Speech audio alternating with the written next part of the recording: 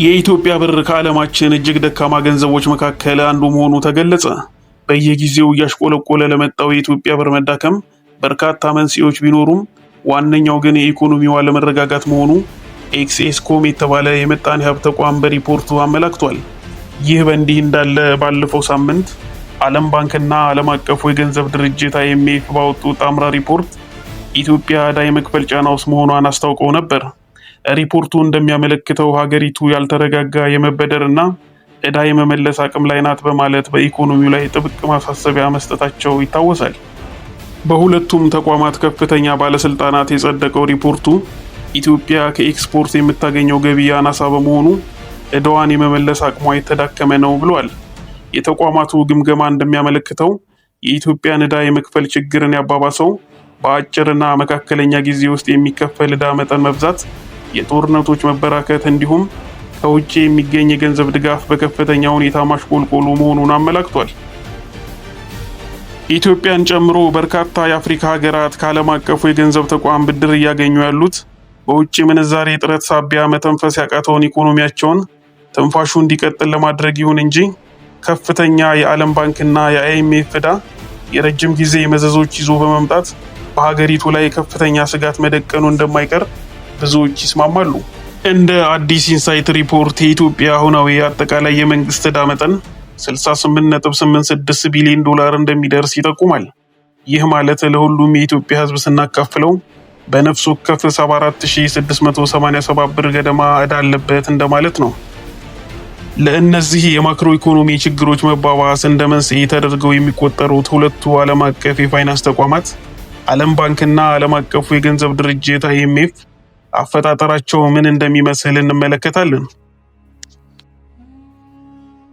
ሁለቱ ዓለም አቀፍ የገንዘብ ተቋማት ዓለም ባንክና ዓለም አቀፉ የገንዘብ ድርጅት IMF ማንና የማን ናቸው?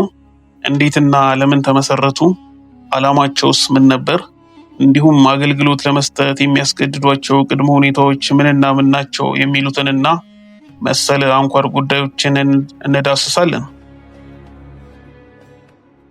ዕለተ ቅዳሜ ጁላይ 22 ቀን 1944 እንደ አውሮፓውያን አቆጣጠር ልክ የዛሬ 81 ዓመታት ገደማ በሀገረ አሜሪካ ኒው ሃምፕሺር ግዛት ብሪቴን ውድ በተሰኘችው አነስተኛ የገጠር ከተማ ውስጥ የ44 ሀገራት መንግስታት ተወካዮች በተገኙበት ሁለቱ ተቋማት ተመሰረቱ። ተቋማቱን በመመስረት ረገድ እንደ ሀገር አሜሪካ እንደ ግለሰብ ደግሞ ጆን ሜናርድ ኬን የአንበሳውን ሚና ተጫውተዋል። ብሪቴን ውድ የተመሰረቱበት የአሜሪካ መንደር በመሆኗ በቅጽል ስማቸው የብሪቴን ውድ ተቋማት እየተባሉ ይጠራሉ።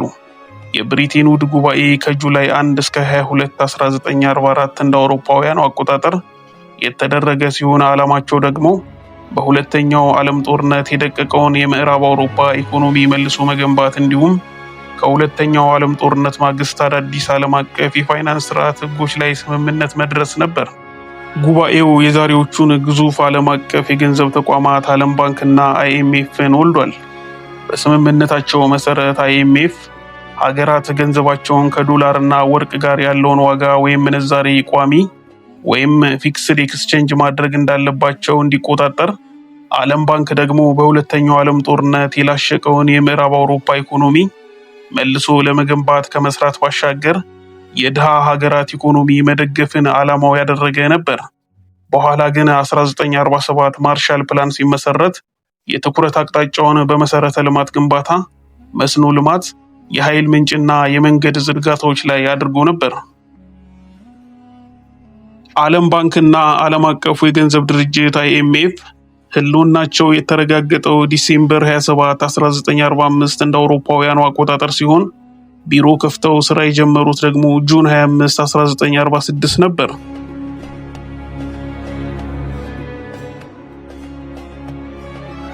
ከሁለቱ ተቋማት የመጀመሪያውን ብድር ያገኘች ሀገር ፈረንሳይ ስትሆን ከአውሮፓ ውጪ ደግሞ ቺሊ ነበረች። ሀገራችን ኢትዮጵያ ሁለቱን ተቋማት የተቀላቀለችው በዚያው ስራ በጀመሩበት ዓመት ጁን 25 1945 ሲሆን 1951 ከIMF የመጀመሪያ ብድር ሲለቀቅላት በማስከተልም ዓለም ባንክ ለመንገድና መሰረተ ልማት ግንባታ ብሎ $5 ሚሊዮን አበድሯታል። እነዚህ ተቋማት ዛሬ ላይ ቋሚ መቀመጫቸውን በሀገር አሜሪካ ዋሽንግተን ዲሲ ዋይት ሃውስ አጠገብ አድርገዋል። አይኤምኤፍ ከ190 በላይ አባል ሀገራት ሲኖሩት ከ2700 በላይ የሰው ኃይል ከ150 ሀገራት መልምሎ እያሰራ ይገኛል። በተመሳሳይ ዓለም ባንክ ከ189 በላይ አባል ሀገራትን ያቀፈ ሲሆን ከ170 በላይ ሀገራት ዜጎችን ቀጥሮ በ130 መዳረሻዎቹ እያሰራ ይገኛል። ሁለቱ ድርጅቶች በርካታ የሚያመሳስላቸው ነገሮች ቢኖሩም መጠነኛ ልዩነቶችም አሏቸው። የተመሰረቱት በተመሳሳይ ቀንና ቦታ መሆኑ፣ ለተመሳሳይ ዓላማ መቋቋማቸው፣ በተመሳሳይ ጉባኤ መመስረታቸውና አሁንም ጣምራ ጉባኤ ያደረጉ መሆናቸው እንዲሁም ዋና መገኛቸው ተመሳሳይ ሀገርና ቦታ መሆኑ ከብዙ በጥቂቱ ሲያመሳስላቸው፣ ልዩነታቸው ደግሞ አይኤምኤፍ በዓለም የተረጋጋ የፋይናንስ ስርዓት እንዲኖር ለማስቻል የአጭር ጊዜ ብድሮችን በመፍቀድ የገንዘብ ስርዓቱን ይቆጣጠራል። በአንጻሩ ዓለም ባንክ ከአባል ሀገራቱ መዋጮ በመሰብሰብ ዘለቂታዊ እድገት ባላቸው የኢኮኖሚ ዘርፎች ላይ እንዲሁም ድርቅና ረሃብን በሚቀንሱ ፕሮጀክቶች ላይ ትኩረቱን አድርጎ እንደሚሰራ ይናገራል። ለዚህም ማስፈጸሚያ የተራዘመ ብድሮችን ይፈቅዳል። ዓለም ባንክ የምዕራብ አውሮፓ ኢኮኖሚ ካገገመ በኋላ ትኩረቱን እንደ አፍሪካ ባሉ ድሃ ሀገራት በማድረግ ከ1940ዎቹ ጀምሮ ከ330 ቢሊዮን ዶላር በላይ ድጋፍና ብድሮችን መስጠቱ ያወጣው ሪፖርት ያመለክታል። ዓለም ባንክና ዓለም አቀፉ የገንዘብ ድርጅት ብድሮችን ለመፍቀድ በተበዳሪ ሀገራት ላይ የተለያዩ ቅድመ ሁኔታዎችን ይደነግጋሉ። እነዚህ ቅድመ ሁኔታዎች ከ10 በላይ ቢሆኑ በዋናነት አራቱን ጨምቀን እንመለከታለን። የመጀመሪያው የገንዘብን ምንዛሬ ዋጋ ከዶላር አንጻር ዝቅ ማድረግ የሚል አስገዳጅነት ነው። ለዚህም እንደ ምክንያት የሚያቀርቡት የውጭ ቀጥተኛ ኢንቨስትመንትን ለመሳብና የውጭ ንግድ ወይም ኤክስፖርትን ለማበረታታት ሀገራት የገንዘባቸውን ዋጋ ዝቅ ማድረግ አለባቸው ይላሉ።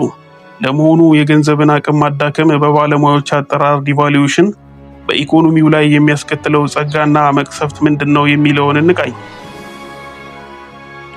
የገንዘብን መዳከም ደግፈው የሚከራከሩ ምሁራን ገንዘብ ሲዳከም ኢኮኖሚው ለውጭ አልሚዎች ክፍት ይሆናል፣ በዚህም የተነሳ ኤክስፖርት ይጨምራል፣ ከውጭ የሚገቡ ምርቶች ለሀገሬው ውድ ስለሚሆኑ ኢምፖርት በማድረግ ፋንታ ሸቀጦች በሀገር ውስጥ እንዲመረቱ ተጠቃሚዎችም የሀገሬውን ምርት እንዲሸምቱ ያደርጋቸዋል ይላሉ። በተጨማሪም ኤክስፖርት ተኮር ኢንዱስትሪዎች ሲስፋፉና ብዙ ኤክስፖርት ሲያደርጉ ሀገሪቱ ከፍተኛ የውጭ ምንዛሬ ታገኛለች ይላሉ። ይህንን ቅድመ ሁኔታ ነቅፈው የሚከራከሩት ደግሞ የሀገርን ገንዘብ ዋጋ ማዳከም ከውጭ የሚገቡ ምርቶች ላይ ብቻ ሳይሆን ሀገር ውስጥ የሚመረቱትንም ጭምር ለከፍተኛ ዋጋ ግሽበት ይዳርጋሉ። የሀገር ውስጥ አምራቾች የምርት ግብዓቶችን ከውጭ ስለሚያስገቡ በተጠቃሚው ላይ የዋጋ ንረትን ያስከትላል ይላሉ። አክለውም ከውጭ የሚገቡ ምርቶች መወደድ ባለሀብቶችን ከምርትና ከገበያው እንዲወጡ ስለሚያስገድዳቸው በሂደት ምርትና ምርታማነት ስለሚቀንስና የስራ አጥነት ስለሚጨምር የሀገር ኢኮኖሚ እየላሸቀ ይሄዳል ይላሉ። ኢኮኖሚያቸው ከውጭ በሚገቡ ምርቶች ላይ የተንጠላጠለ ሀገራት በዚህ ቅድመ ሁኔታ ለከፍተኛ የዋጋ ግሽበትና የኢኮኖሚ አለመረጋጋት እንደሚዳረጉ ባለሙያዎች ያሳስባሉ። ሁለተኛው ቅድመ ሁኔታ ደግሞ መንግስት በኢኮኖሚ ውስጥ የሚያደርገውን ሚናና ጣልቃ ገብነት በማቆም ወደ ግሉ ዘርፍ ሽግግር ማድረግ አለበት የሚል ሲሆን ለዚህም የሚያቀርቡት ማሳመኛ ሀሳብ ኢኮኖሚው በግለሰቦች የሚዘወር ከሆነ የሀብት አጠቃቀም ብክነትን ይቀንሳል፣ ምርትና ምርታማነት እንዲጨምር ያደርጋል። መንግስት ከኢኮኖሚው ሲወጣ የሀገርና የውጭ ባለሀብቶች በተለያዩ ዘርፎች ላይ ስለሚሰማሩ የምርትና የዋጋ ውድድር ያመጣል። ሸቀጦችን በጥራትና በብዛት እንዲያመርቱ ያደርጋል። የመንግስት ወጪን ይቀንሳል። የስራ አጥነት ቁጥር ይቀንሳል። በመጨረሻም የኢኮኖሚ እድገት ይፋጠናል ሲሉ ይደመጣሉ። ሀብት በመንግስት ቁጥጥር ስር ሲወድቅ ኢኮኖሚው ለከፍተኛ ኪሳራ ይዳረጋል። መንግስት ሰላምን ከማስከበርና ለግሉ ዘርፍ ምቹ መደላድሎችን ከማመቻቸት በዘለለ የትኛውም የኢኮኖሚ ዘርፍ ውስጥ እጁን ማስገባት የለበትም ይላሉ። ከዚህ በፊት በመንግስት ቁጥጥር ይደረግባቸው የነበሩ መሰረታዊ የልማት ተቋማትም ጭምር ወደ ባለሀብቱ መዞር አለባቸው ይላሉ። ወደ ሀገራችን ስናመጣው እንደ ቴሌ፣ መብራት፣ ጤና፣ ትምህርት፣ ትራንስፖርትና መሰል መሰረታዊ የህዝብ መገልገያ ተቋማት በግለሰብ ባለሀብቶች መያዝ እንዳለባቸው ያስገድዳሉ። በዚህ ቅድመ ሁኔታ ላይ ቅሬታ የሚያቀርቡ ምሁራን የመንግስት ሰራተኞች ስራቸውን ከማጣት በዘለለ በግሉ ዘርፍም ተቀጥሮ የሚሰሩ ለከፍተኛ የጉልበት ብዝበዛ ይዳረጋሉ።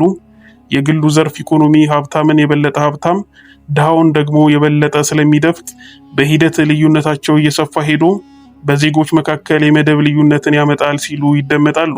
አክለውም ዜጋ ተኮር መሰረታዊ የመንግስት ተቋማት ለግሉ ዘርፍ ተላልፈው የሚሰጡ ከሆነ መንግስት የመቆጣጠር መብት ስለማይኖረው ለከፍተኛ የዋጋ ንረት ይዳረጋሉ። በዚህም የተነሳ ፍላጎት ወይም ዲማንድ ስለማይኖር በሂደት ድርጅቶቹ ለኪሳራ ይጋለጣሉ። በመጨረሻም ከሀገር ለመውጣት ይገደዳሉ ሲሉ ይደመጣሉ።